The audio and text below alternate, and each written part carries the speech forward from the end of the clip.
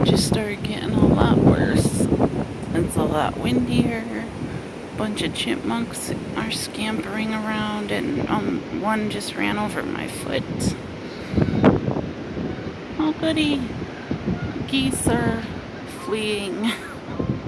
Just heard a tree fall, so I thought I would turn the camera back on.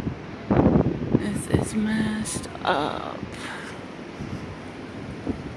This is messed up. That cloud got a lot darker over there. And I'm starting to get rained on, and I'm chattering, so I'm gonna go in now. I'm so glad I don't have a basement I can hide in, now that there's tornadoes in Michigan. It's like a pretty much normal thing now. I hope you guys are all staying safe.